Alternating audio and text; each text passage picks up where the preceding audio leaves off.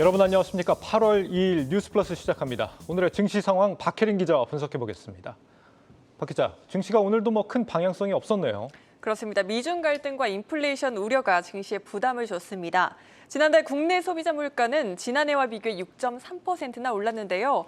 24년 만에 가장 큰 폭으로 오르며 인플레이션 우려가 이렇게 고조됐습니다. 네. 간밤 미국발 경기 침체 우려도 시장의 하박을 자극했습니다.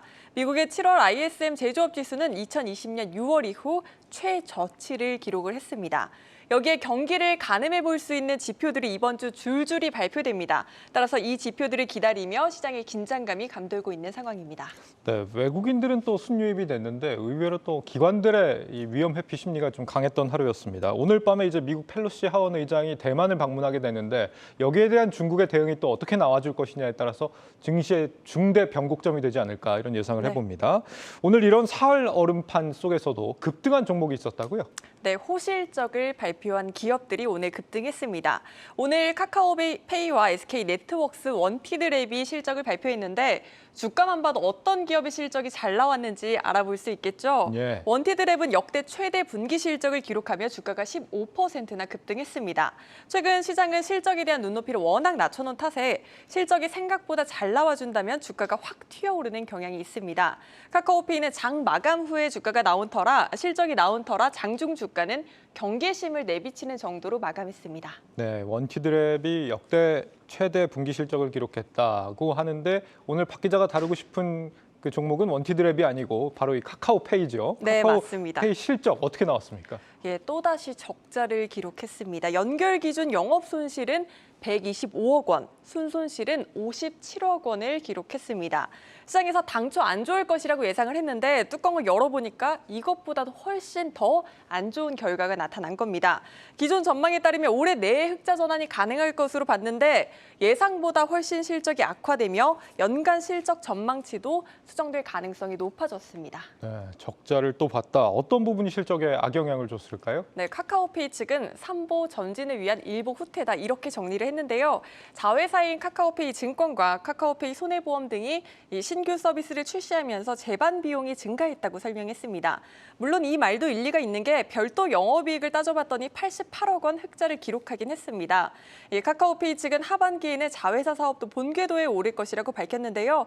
특히 카카오페이 증권은 신용거래와 카카오톡 주식거래 서비스를 준비하고 있어 이 하반기 이후 수익성이 개선될 수 있을 것으로 예상됩니다. 그렇군요. 이렇게 안 좋은 실적이 장 마감 후에 나왔다. 그러면 내일 이제 주가가 어떻게 될지 상당히 걱정이 되는데 이미 주가가 떨어질 대로 떨어진 상황이라면서요? 네, 그래프를 한번 보시죠. 제가 봤을 때는 사실 액면 분할을 한 게 아닌가 싶을 정도로 주가가 굉장히 크게 빠졌습니다. 예. 25만 원에 달했던 주가가 공모가보다도 33%가량 빠진 건데요. 사실 뒤이어 말씀드릴 카카오뱅크도 비슷한 흐름을 보였습니다. 한때 국민주로 불리던 카카오그룹주가 주주들을 굶긴다고 해서 일명 굴민주로 불릴 정도로 주가가 크게 하락한 상황입니다. 국민주요. 누가 지었는지 몰라도 장면 센스가 대단한 것 같은데 박 기자가 지은 거 아니죠? 맞습니다. 아, 박 기자가 지었습니까? 네.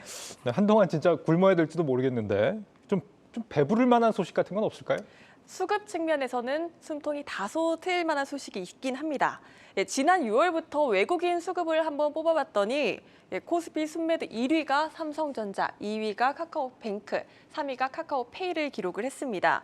다만 이 카카오페이의 경우 이번 MSCI 8월 분기 리뷰에서 편입될 가능성이 높게 점쳐지고 있는 상황이긴 합니다. 이 지수에 편입되게 되면 940억 원의 패시브 자금이 수요가 발생할 것으로 예상됩니다. 네. 기존엔 편입이 안 돼 있었나 보죠. 이게 언제쯤 결정이 납니까? 유통 가능 주식 비율이 편입이 위한 최소 비율인 15%를 넘지 못했는데 그래서 그동안 편입이 불가했었는데 지난 6월 알리페이가 카카오페이 지분 500만 주를 블록들로 매각하면서 이 유통 주식 비율이 15% 이상으로 늘었습니다.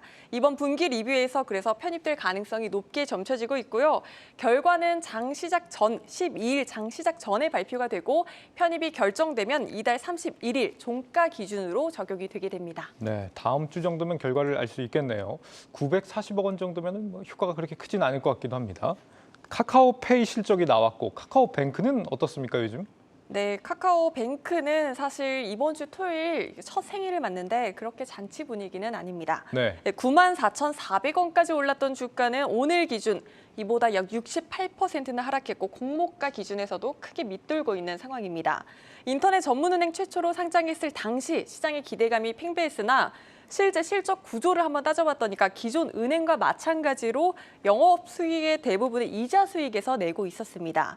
금융권의 새로운 매기가 될 줄 알았는데 기존 은행과 비슷하게 안주하는 모습을 보이며 투자자도 업계도 실망감을 내비치고 있는 상황입니다. 여기도 굴민주 반열에 오르게 될 수도 있겠네요. 카카오뱅크 실적은 언제쯤 나옵니까? 내일 나옵니다. 2분기 실적 추정치를 먼저 따져봤더니 카카오페이와 비교해선 한결 나은 결과였습니다. 네. 증권가에서 추정한 카카오뱅크 2분기 순이익 전망치는 741억 원으로 전년 대비 6.88% 증가한 것으로 집계됐습니다. 네, 그나마 순이익이 개선됐다니까 다행이긴 한데 이 정도 수준이면 어떻게 평가를 해봐야 될까요? 네, 사실 증권가의 시각을 조금 냉담하긴 합니다. 이익이 물론 이렇게 꾸준히 증가하고 있긴 하지만 그간 전년 동기 대비 30에서 40% 성장을 이어왔던 것과 비교하면 성장성이 둔화됐다는 평가가 나옵니다. KB증권 등은 수수료와 플랫폼 부문의 수익 성장이 정체되고 추가 충당금 적립 부담이 반영돼 이익이 주춤할 것이라고 전망했습니다. 또 하나 아쉬운 점이 바로 배당인데요. 은행주는 배당의 꽃으로 불리잖아요. 그런데 이 은행주는 이 현 주가에서 평균 연 5% 이상의 배당 수익률이 기대되는데 카카오뱅크는 당분간 배당이 없을 것이기 때문에 이에 대한 기회비용까지 감안해야 한다는 조언이 나오고 있습니다. 네, 증시 프리즘 박혜린 기자였습니다.